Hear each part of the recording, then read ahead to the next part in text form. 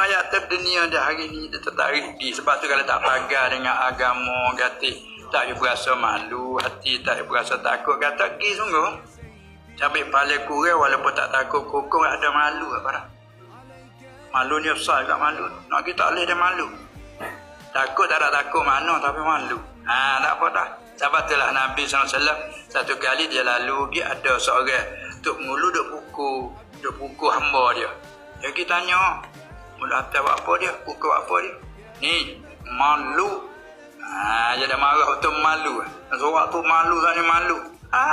Kalau kerana malu lain pada dia rakar kamu. Kerana malu, marah dia kerana malu, jangan. Kerana malu tidak menimbul malaikat kebaikan. Al-haya'u la ya'ti illa bi khairin. Malu ni tidak mendatang malaikat baik. Tengok paling kurang.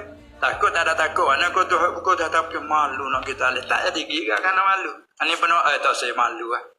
Lain dah dah. Tapi dia malu tu tak ada. Takut tak ada habis dua tu.